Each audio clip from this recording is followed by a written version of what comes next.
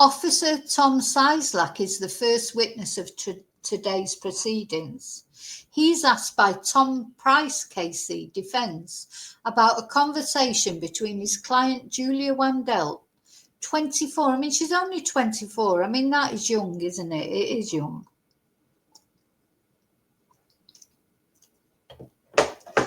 And, you know, she's obviously so unhappy being Julia. She just would like to be anybody else, wouldn't she? So but there's your first, I mean, she's 24, is still 2 years too old to be, 2 or 3 years too old to be Madeleine, isn't it? Because Madeleine would be 21, I think, now. So she's from Lubin in southwest Poland, and Surjit Singh, who's described as a publicist. So Singh, the court hears, claims to have broken dozens of big stories. Yeah. You know, they're all the big I ams, aren't they? All these, and they're all men. All these men, either the YouTubers or the bloody, this guy, they're all big I ams, aren't they? Yeah, he's broken dozens of big stories. Oh, yeah, I'm fantastic. And taken on the biggest newspapers in the land. They're all full of ego, aren't they? How brilliant they are.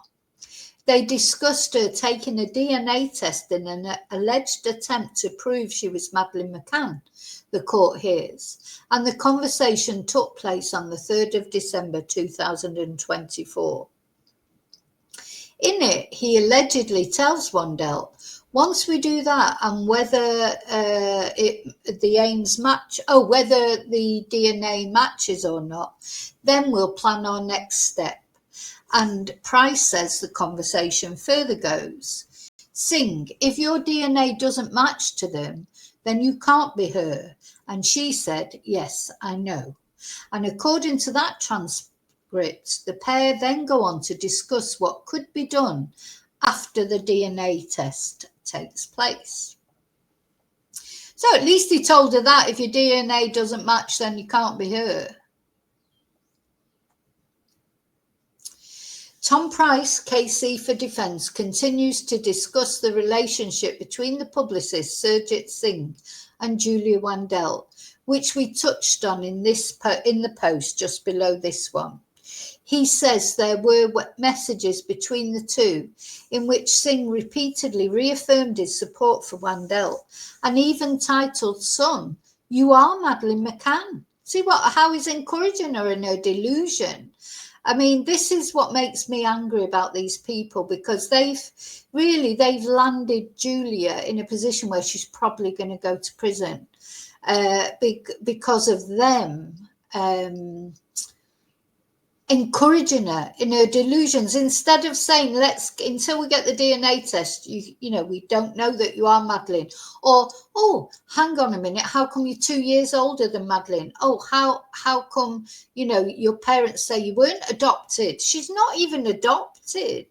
She wants to have been adopted because she doesn't want to be Julia Wandel. She doesn't want to be her parents to be her parents. But there's no proof that she was adopted or anything. Do you know, it's like she's sort of created this delusion, and it's been encouraged by people like this. So Price adds that Singh presents himself as a competent, respected publisher. He adds that the defendant had a genuine and honestly held belief she is Madeleine McCann.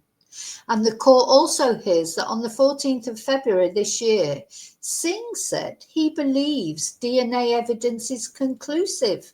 But what DNA evidence?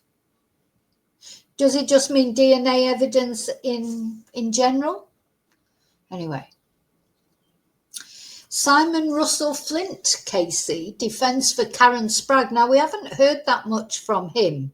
It's all mainly been about either the prosecution or Julia's defence. But of course, we must remember that Karen is also being charged. Karen by name, Karen by nature, 60-odd-year-old woman, encouraging this poor girl.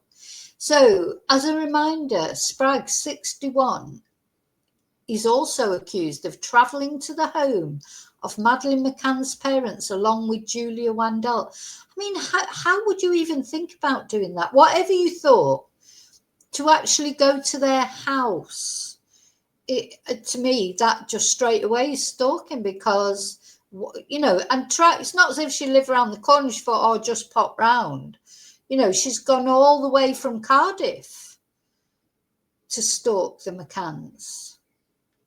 So on the morning of attending the McCann's family address, because they stalked the vigil, didn't they? So the McCanns can't even go to their own daughter's vigil. Spragg allegedly called Leicestershire police. She gave her name and she didn't want to give the details of her complaint over the telephone, and she said she wished to do so in person.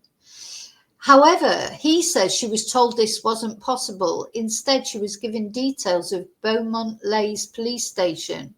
The court then heard that Spragg and Wandel arrived at the property around 30 minutes before Jerry and Kate got home. And Mr. Russell Flint says there's no proof that they were rummaging through the family's bins in this time. So I think there's been some accusations flung around that they were rummaging through the bins looking for something to test for DNA. But he is saying, Karen Spragg's defence lawyer says there's no proof that they were. I don't know. There she is. There she is. Karen by name, Karen by nature. Terrible that she's encouraged Julia, in my opinion. Anyway, then he moves on to discussing his client's arrest.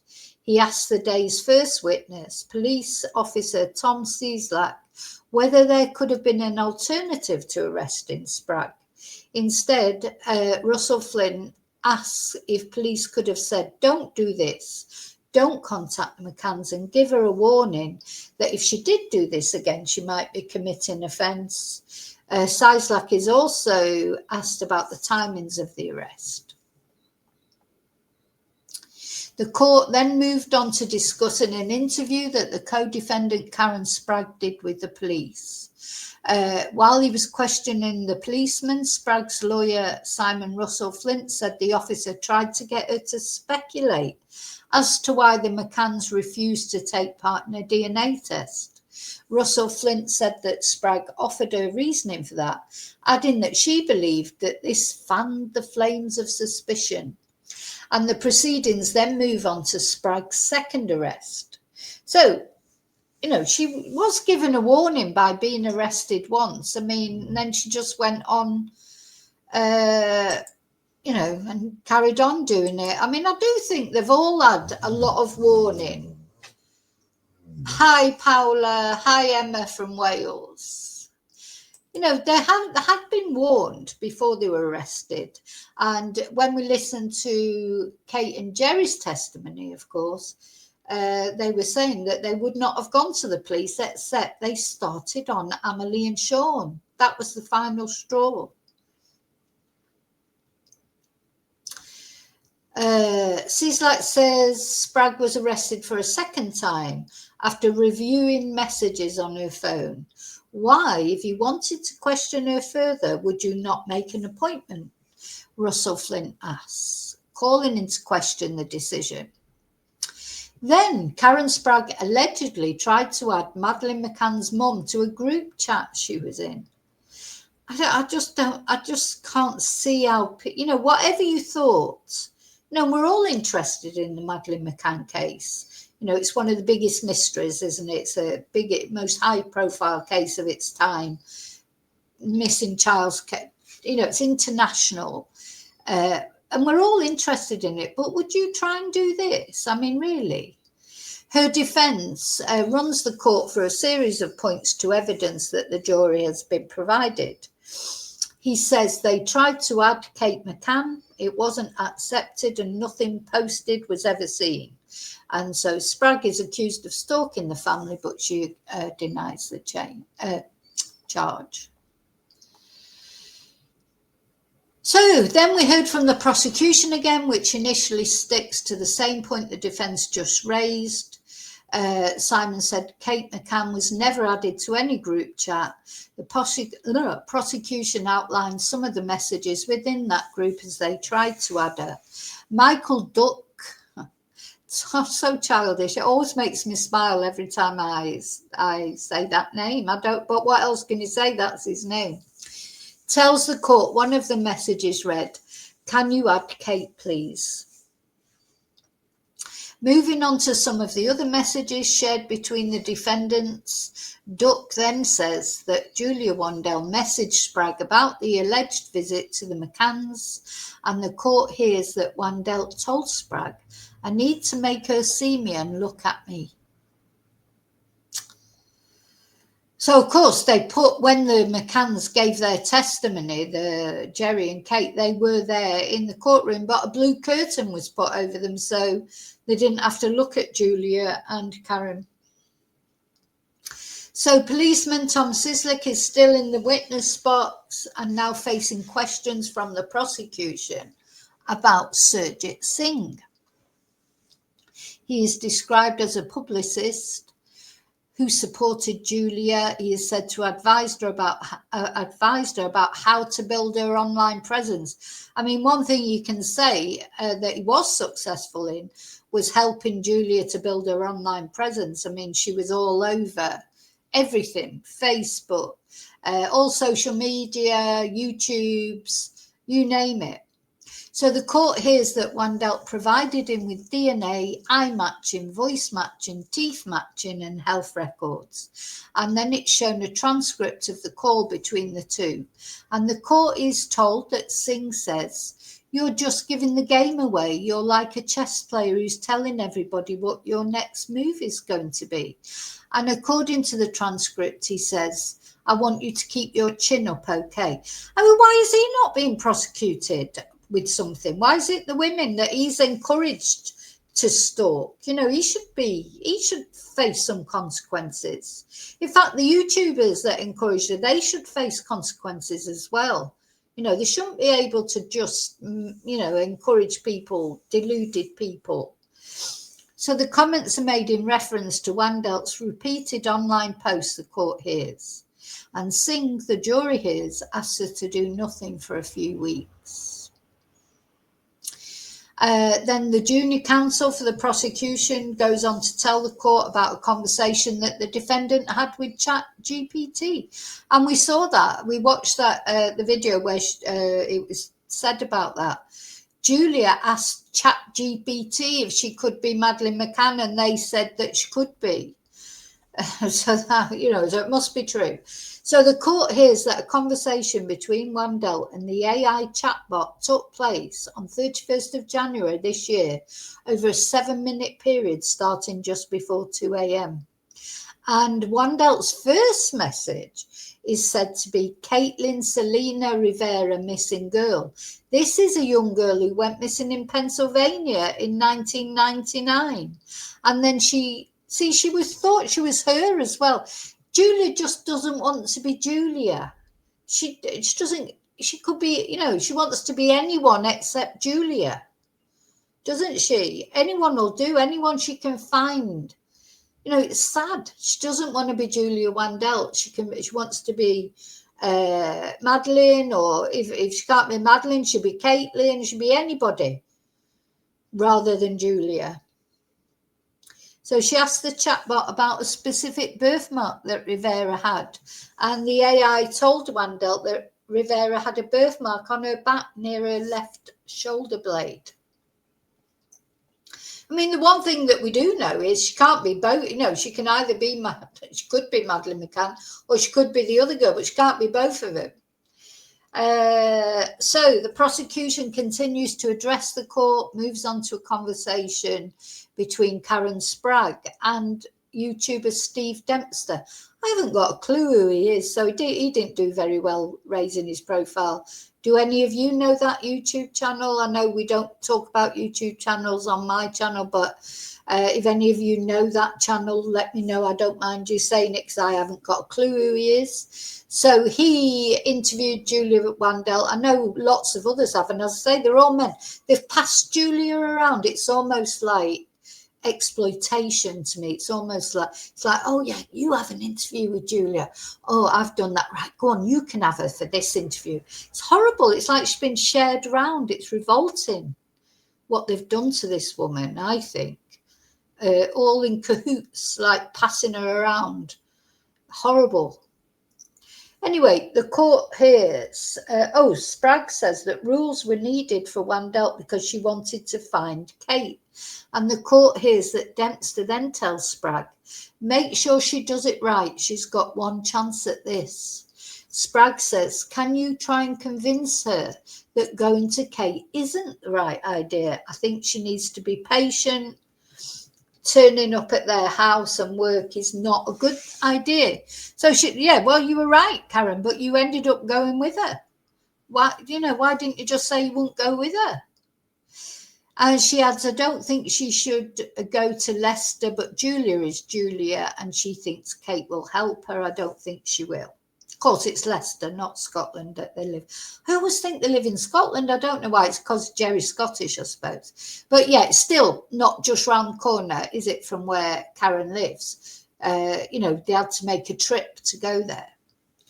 So she adds, I don't think she should go to Leicester, but Julia is Julia, and she thinks Kate will help her. I don't think she will. Instead, the two suggested getting a DNA test and trying to get a reporter interested. Then they broke for lunch. Let's see, I'm not going to do the recap. So this is interesting. So apparently she wanted to be an X-ray technician, but ended up quitting university. So anyway, so this is her testimony. But what we're going to hear now is what Julia had to say. So, yeah, let's see. So, started with the defence clarifying a few facts about Julia, including confirming she grew up in Wrocław, which of course is Poland. She's also asked about the secondary school she went to and her education.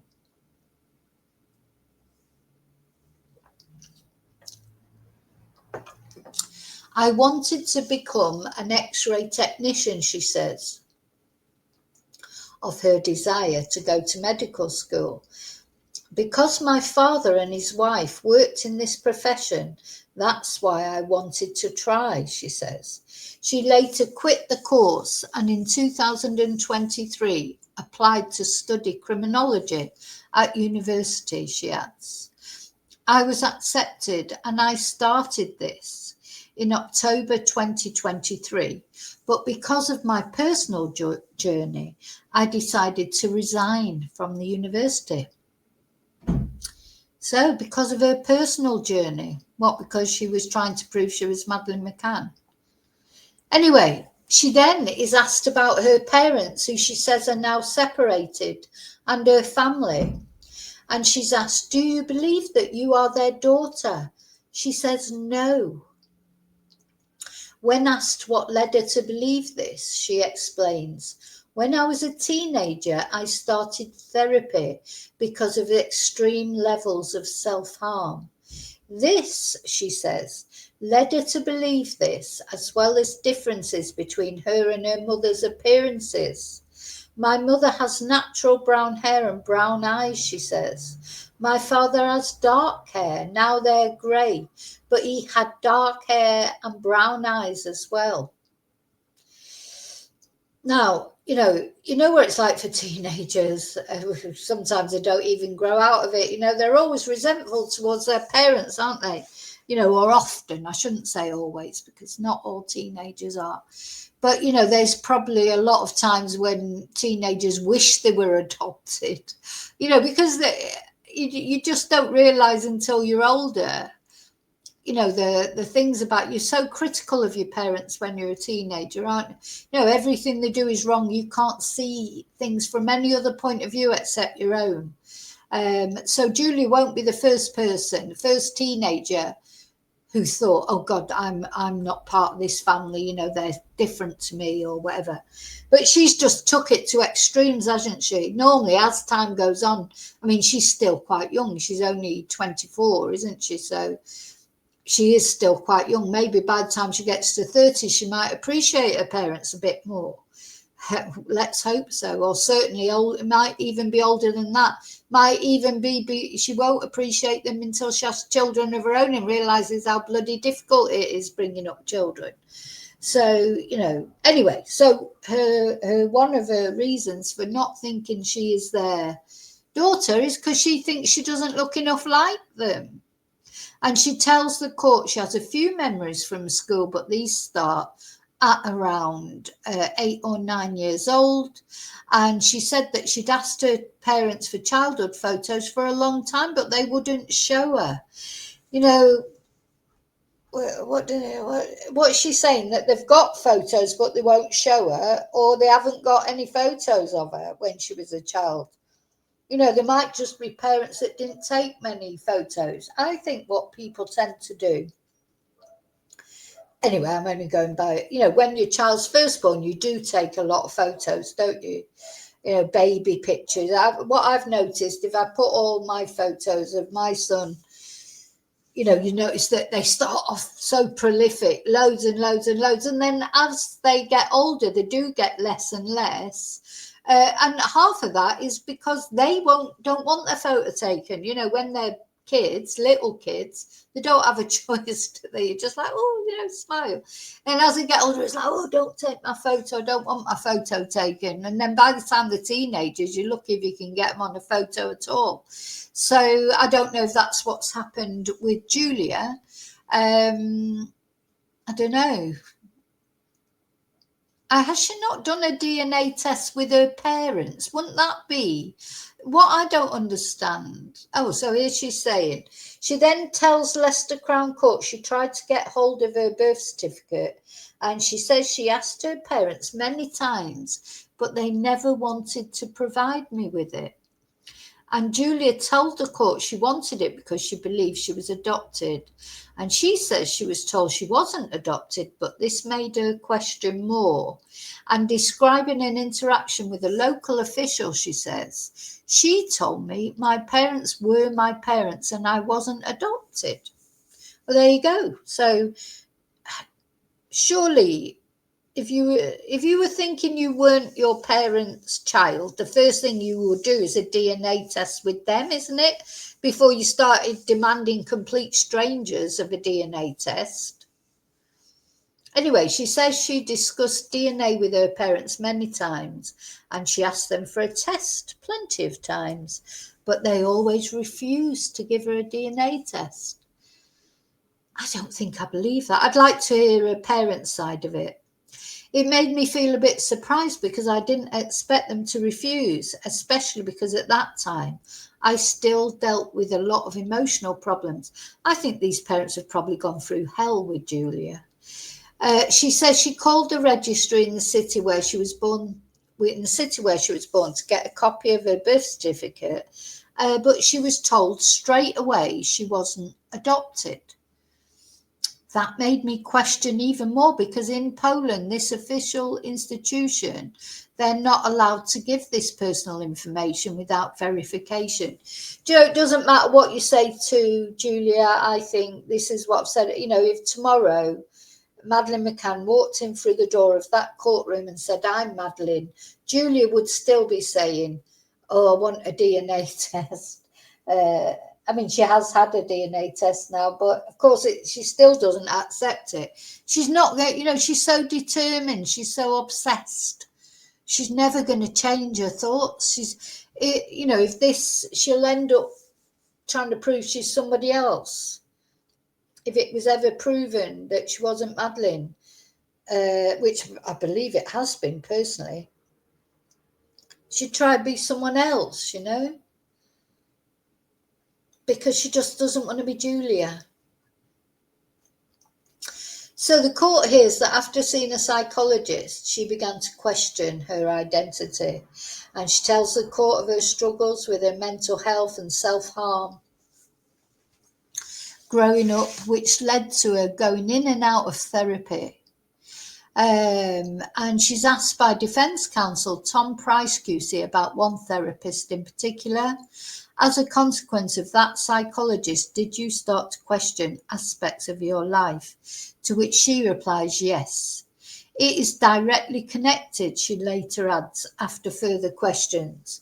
She offers no more information on the specific psychologist, apart from that it was a woman. I started with asking questions because I just could not believe there was nothing else in the story of what happened to me. I started asking my parents about everything. What are your blood groups? Is there anything else that happened to me you don't tell me about? And she said that she still questions her identity today. So don't forget this. So what she did then, she started looking through missing persons databases for anyone that she could possibly be. So far, all the questioning has been about how she became to dispute her identity and what she did. And she tells her counsel she decided to check out missing persons databases to see if any were my kind of age and of a similar appearance. I mean, why would you do that? You know, she's found out, she's been told she's not adopted, first of all by her parents, then by officialdom. And now she's not only thinking she's adopted, but she can't just be any old adopted person. Do you know what I mean? She has to be a missing person. She has to have been abducted and, you know, sold into a family or whatever. You know, it's I think even people who know they're adopted don't normally do that, do they? Go through missing persons databases to try and find someone who fits with them or whatever. Anyway, the jury's told her different databases she went through and how she conducted her searches. There were a lot of people around my age, she says. And she explained she came across one name, Acacia Bishop, that she researched more into, at one point thinking she may have a connection to her. And she adds, I thought maybe I should check out some other missing children. Dear me. So she says she first became aware of Madeleine McCann in June 2022. So not that long ago, because of course she is young, so she won't remember when it first happened. And, you know, so she first became aware of Madeleine McCann in June 2022 when in hospital. She came across the missing English toddler by searching on missing persons databases with an age range of 3 years plus or minus her age. And she describes how she found the website relating to the girl's disappearance, and she joined Facebook groups dedicated to Madeleine McCann. And she said there were a lot of people talking about a lot of theories in the groups. And she said she found indicators on the website that led her to think she was Madeleine McCann. And she says her motivation was, I just wanted to find out who I am. So then she contacted Operation Grange, which is the police operation, and she said, hello, I'm writing to you because I think I could be Madeleine McCann. The reason why I think I could be Maddie, one, I saw the pictures when I was younger. I had the mark on my eye. It's a little faded now. She then goes on to cite several further reasons why she believes she may be Madeleine, and these include her documents might be faked and she may actually be younger, that her parents wouldn't show her her birth certificate, and a lack of memories before she was 9. And the court hears this isn't the first time she tried to contact Operation Grange because she thought she could be Madeleine. So she then attempted to contact Kate and Jerry McCann in 2022. She phoned a hospital in Leicester to try and get to them. And she says the reason she contacted the hospital was because she was ignored by the police. I admit I contacted the hospital, but the reason was because the police wouldn't help me, she says. The call lasted more than 20 minutes, the court hears. So that's when it really properly started, isn't it? So the court heard that Julia attempted to contact embassies, ministries, journalists, private detectives across the UK, Portugal and Poland, as she believes she may be Madeleine. And she says she did this because I did not want to contact Kate and Jerry and the McCann family until I contacted every single person I can. I did everything before. While she faced questions from Tom Price, she was asked about all the places she reached out to by email or phone. A British investigative journalist, I wonder who that was, that could have been Mark Williams-Twonk, German police, and a number of missing persons groups. Yeah, I wonder who that British investigative journalist might have been.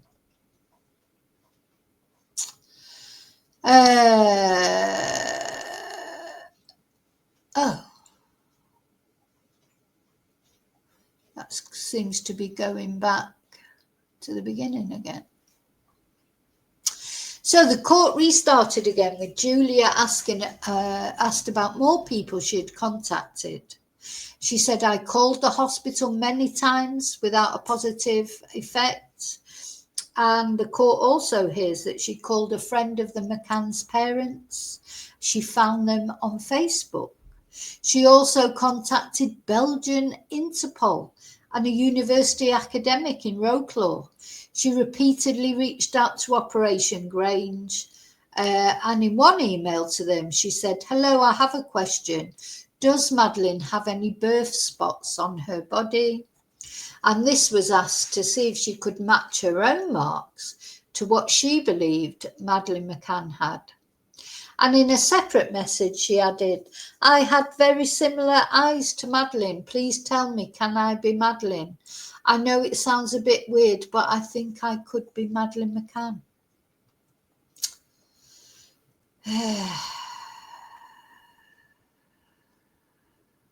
So, yeah, he's just really going over what she said. Now, apparently, according to Martin Brunt, she said she was abused by an elderly relative, a man her father told her had once kidnapped someone. She said she began to think she might have been abducted and started researching missing person websites. And so her lawyer asked her, were you attracted to the Madeleine case because of the publicity? And she said, no. Were you attracted by the possibility of making financial gain? And she said, no. So she was asked, what was your interest? And she said, I just wanted to find out who I am. And she later discovered her abuser shared the same surname as a previous suspect in the Madeleine case. And that was a big factor for her, she told the court. And you know what? This is the girl at the centre of all this. This is really, this girl, frozen in time, isn't she? 3 years old, never been seen since. There'll be no new photos of Madeleine. So she said, I tried to contact them many times. I just wanted to try everything, every institution before getting in touch with them directly. That was a funny message that just came on my phone. So Wendell appeared to accept she wasn't Madeleine at first. But when she was told by an officer they didn't think she was Madeleine, the court hears she did not accept this opinion. However, she contests what took place and she frames herself as a victim in need of help. She says, I don't think this ever took place, and if it did, I don't ever recall it, she tells the jury. And she repeats her claim that she pursued all this because she wanted to know, and she would have happily accepted the result a DNA test. Well, that's not actually true, because a DNA test was done when she was arrested this year, but she is still not accepting it, is she? Yeah, I don't, anyway, never mind. I don't think best move on from that picture. Hey, Angel. Hi, Shay.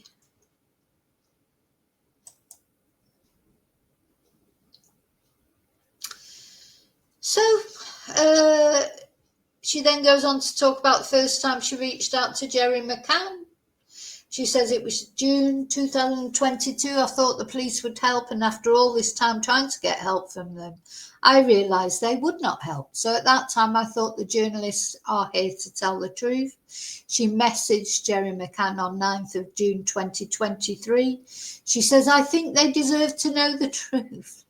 She says, interrupting her own counsel to later add, I even have sympathy for them. They look for their child, I look for my parents. And when she was asked if she disliked Jerry and Kate, she said, no. I always defended them. I even now defend them. And she says she never meant them any harm. Dear me. So the court then hears about her reaching out to contact Amelie, Madeleine McCann's sister. She says she thinks she found Amelie through Facebook, but wasn't sure if it was her at first. And she sent the message, I'm not sure you'll answer me. I'm the girl who went viral. Oh, for God's sake.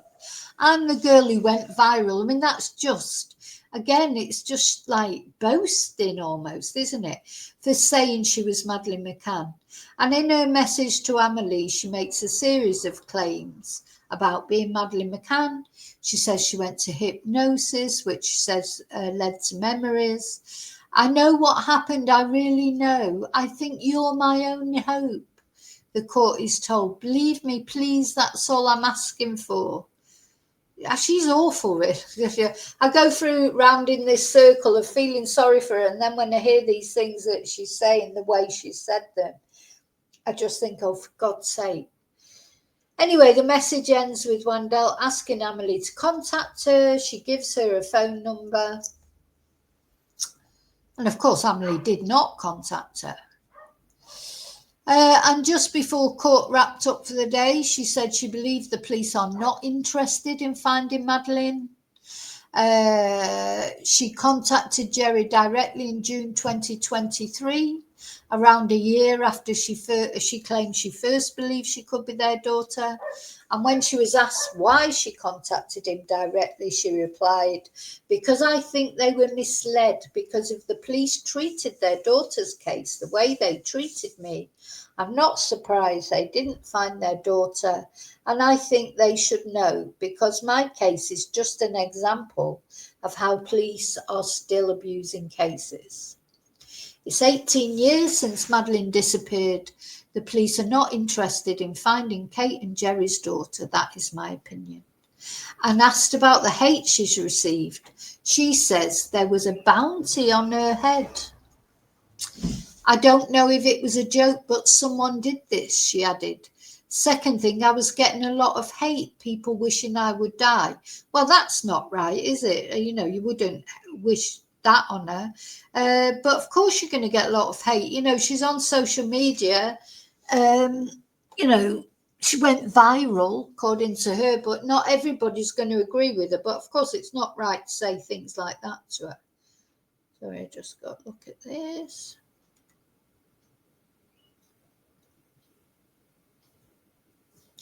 Sorry.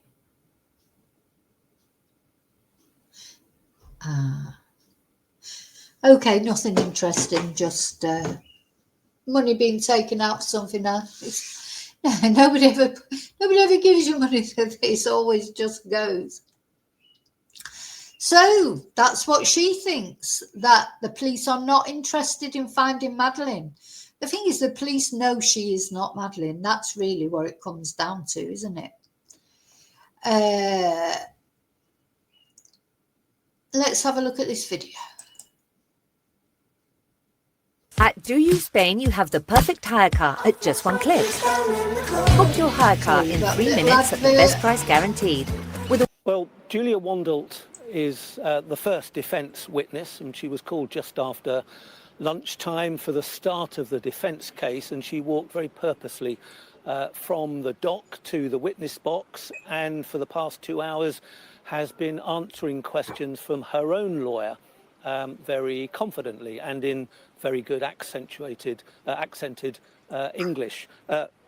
She was one of the first things that she was asked by her lawyer was whether she still felt that she was her parents were her true parents, her Polish parents, and she said that she still today didn't believe that they were.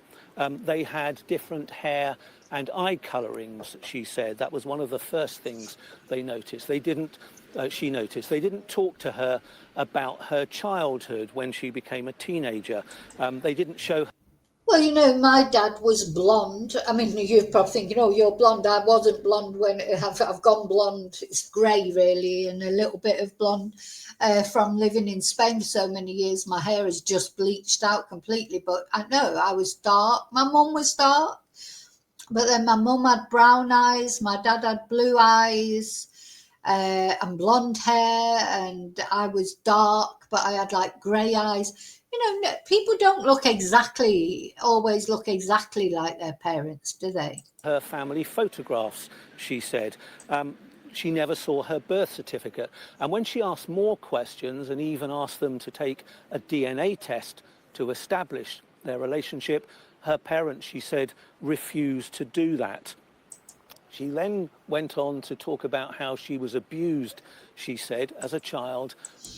Now, I don't know why they refused to do a DNA test. It just seems to me a bit, you know, everyone sort of saying, well, why don't Kate and Jerry just do a DNA test? But, you know, at the end of the day, why don't her parents just do it to shut her up, you know? And because this all gives her food, if you like, into her claim that she's adopted. Every time they say they're probably like, we're not doing a bloody DNA test. I'm just thinking, if I would have asked my dad for a DNA test, I'd go, bloody, what the bloody hell are you talking about, love? It would have been, you know, I don't think he would have gone for a DNA test. You know, you can imagine them saying it, can't you? What do you mean a bloody DNA test? I'm not doing a DNA test. You know.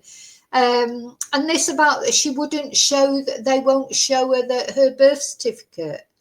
I said, you can apply for a copy of your birth certificate. You know, she's an adult.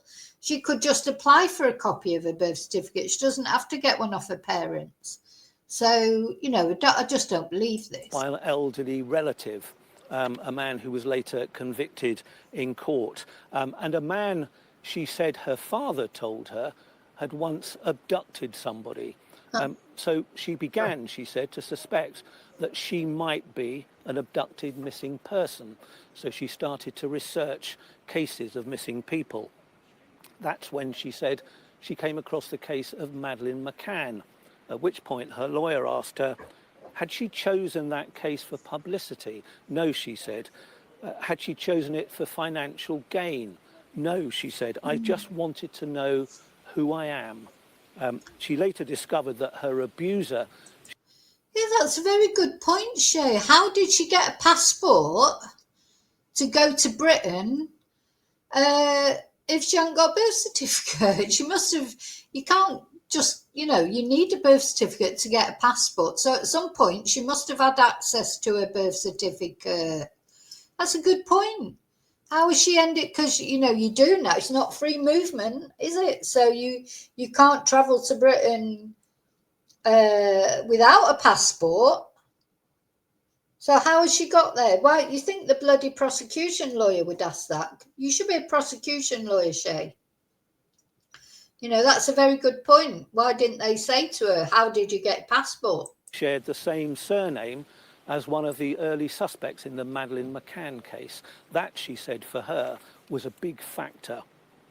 Her lawyer then said that she had contacted lots of organisations, police forces, embassies in Germany and Portugal and England and in Poland, and a number of journalists and private investigators in her search for her background. Why so many had she contacted, the lawyer asked. She said that she didn't at that stage want to go directly to the McCanns to ask them if she might be Madeleine, because she felt that that would upset them. And it might give them false hope, she said. In the last few minutes, her lawyer said that Scotland Yard detectives later told her that she wasn't Madeleine McCann, and she hadn't appeared to accept that. She told the court in the last few minutes that she didn't recall that telephone call. Now, Julia Wandel is likely to spend the rest of the day and probably sometime tomorrow in the witness box. Yeah, and I tell you, this girl, she's going to end up with some prison time. I feel for her, but she was given a lot of warnings, I think. So it's back on today. So that was yesterday. Proceedings have just begun. And she's, she's facing questions, this time from her defence counsel. And the defence begins by running through a series of messages she sent to friends of the McCann family. And one of them, the court hears read, "Please help me. I've tried everything to contact Kate, Jerry, Amelie. I don't care about any money or publicity." On this, Price asks why she brings up money and if she received any. And Wandel initially says no, but under further questioning says she did receive money on occasion. But she says she used it to try and help her efforts looking into her identity. So where would she receive money from? Anyway, my friends advised me to ask people for help. I felt bad about this, especially. This is not their life. I should be able to take care of myself. I'm ashamed of this because I know what it looks like. I did not want to end up homeless on the street with my boyfriend telling me I have to move out straight away. And the court hears she received about £400. Well, it's not loads of money, is it? I mean, it's a lot of money, of course, but, not life-changing amount, is it? So she had a boyfriend at the time, and he's told her to move. He's probably sick of it. It's like, I do, again, I'm feeling sorry for her again now. That might change. I go through this feeling sorry for her, don't feel sorry for her, feeling sorry for her, don't. I do think she's been manipulated by people who should know better. But I do think she's obsessed and she doesn't really care about anybody else's feelings. So then he goes on to talk about more of the messages that she sent to people around the McCann family. And in one of the messages to someone named in court as David Payne, she says, "I can't contact them in any way. There's no way to contact them." And the court hears she adds, "I asked so many times for help." And in response, Payne says, "I'm sorry, I don't know who you are. I don't know. You're just calling me randomly." And she says, "All doors are closed, all doors are closed. Police don't want to help me." And she then explains why she went social media with her claims. And she says, "The reason I went social media with all these things was because the police ignored me." Now, the police did not ignore her. They did not ignore her. They just told her she is not Madeleine McCann. So that's what Julia calls ignoring her. Not, what, I suppose if you turn around and say, "Oh yeah, you are Madeleine," what would she be taken aback, wouldn't she? Because she's like just constantly on this mantra, "I'm Madeleine, prove I'm Madeleine, help me." She throws herself on people's mercy, like she's the victim. And then she says they were ignoring her, but they didn't ignore her. But it gets to a point when how many times can they tell her she is not Madeleine McCann? And then they probably did start ignoring her, but they didn't ignore her in the beginning. She says, I truly believe I might be Madeleine. Could you get me in touch with them in any way? So she uses other people as well, emotional blackmail, to try and get in touch with the McCanns. So apparently she flew to the US for a DNA test, but ended up on a talk show. She tells the court she flew out to meet with Dr. Thea Johansson, with whom she stayed in Orange County, Los Angeles. She said that Johansson contacted her when she made an Instagram account called I Am Madeleine McCann before they went to the US together. She said she's another one. She said she would be able to help me. A lot of people were warning me, saying it could be dangerous. I was desperate. She said she's in touch with Kate and Jerry McCann, and they agreed for a DNA test with me. And her defense lawyer, Tom Price, said, did you believe her? And she said yes. She came to Poland. She flew from the United States. It should have been a red flag to me, but it wasn't at the time. She took over my Instagram account even before she came to Poland. However, in the US, Wandel claims, Johansson's attitude changed and she did not organise a DNA test. Instead, she claims that she asked about her making a documentary and helped facilitate her appearance on Dr. Phil. Has she been on Dr. Phil? God. Oh my God. He's another one then, using her. She says she was not paid for this appearance. I don't know that I believe that. But anyway, maybe not. I mean, how did she pay for her trip to the US? You know, that won't have been cheap, will it? So where's she got the money from? Where's she got the money from for her trip to the UK when she got arrested? Where's she got her money from the trip to the UK when she went to visit Jerry and Kate? Where has she got any of her money from? Because I don't think she works, does she? So she then left the US, flying back to Europe, and in court, she appears to get upset once more. And that's the other thing, she starts crying whenever things aren't going her way. She starts crying, and then people feel bad for her. But does she feel bad for Jerry and Kate and for Amelie and Sean? Probably not. Yeah. So she then left before leaving, she said she signed documents with Johansson, including giving her fingerprints, but she didn't know what she had signed. She then left the US, flying back to Europe. And in court, she appears to get upset once more, and her defense counsel tells her to take a moment. So we are back. We're back at the court case. Julia was testifying, so they've just had a short break, but they're back. And let's see, proceedings. The judge has retaken her seat and proceedings have resumed in the trial. So where were we up to? Yesterday afternoon and this morning, we've been hearing from Julia Wendell under questioning from her own defence. And now this is continuing with the prosecution expected to take over later. And so the latest update, which was only 2 minutes ago, the court hears details of Wandel's message to Kate McCann. So just before the court took a break, see what time I'm going to have to take a break in a minute. The court was told, hang on. The court was told about a voice message that Julia Wandel left for Kate McCann, Madeleine's mother. And the court heard yesterday of the 24-year-old Polish woman's attempts to contact dozens of institutions about her claims. Today it has moved on to her attempts to contact the McCann family. She tried to call Madeleine McCann's mother, leaving a message. Defence counsel Tom Price, QC, reads out some parts of her message. Hi, it's me, Julia. I know you don't want to speak to me. I don't know why.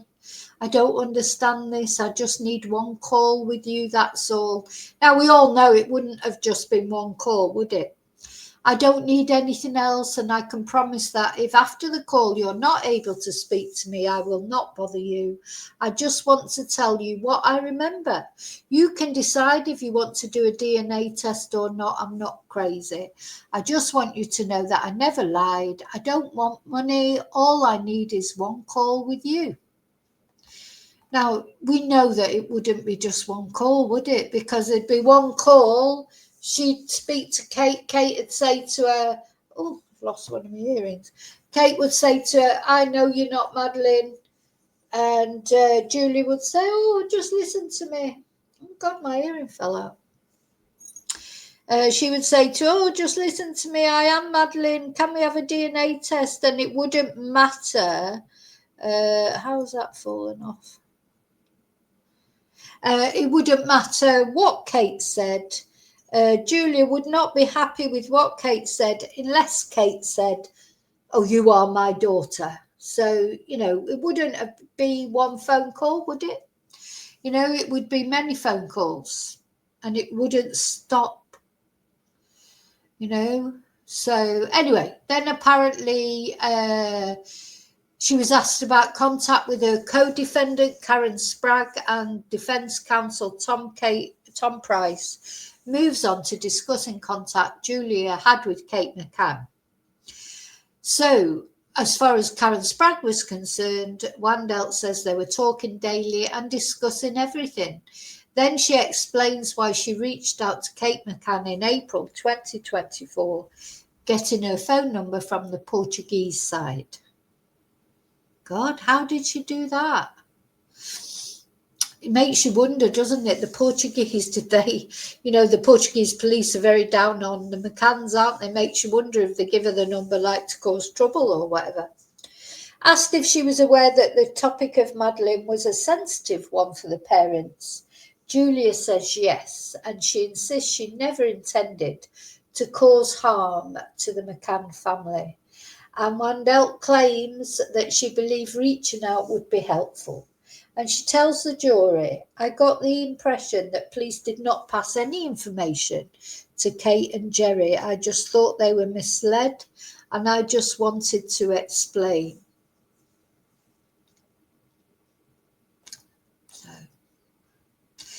Now, I'm going to have to go in a minute because I've got to go and have my lunch, etc.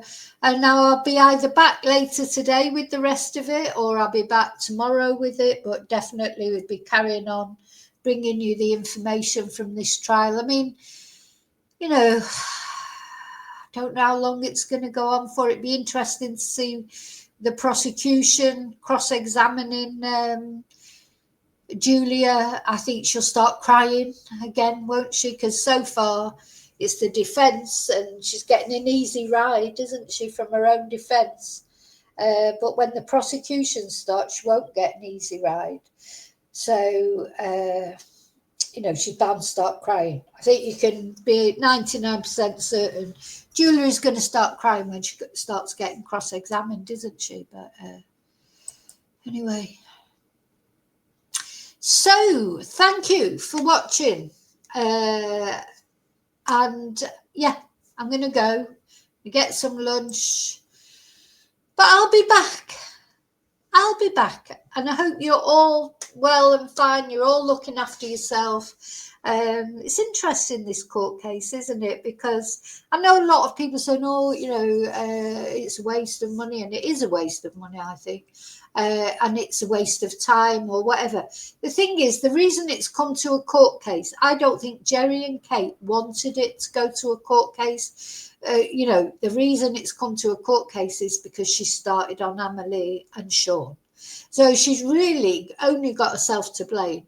I believe there's not a way in the world that Jerry would have wanted this attention again, because they've gone up, they don't want attention now, didn't they? They wanted all that attention in the early days. But I think now, they don't do interviews, they don't want any attention, but they've been sort of driven to this. I do believe that they have because of Julia's and Karen's then trying to contact Sean and Amelie, and they've drawn a line in the sand there, haven't they? Now, it may be a good thing. I mean, it may, bring things up again and I don't know, get the attention on the case again. And sometimes I do wonder if the Operation Grange, what are they, you know, what are the lines of inquiry?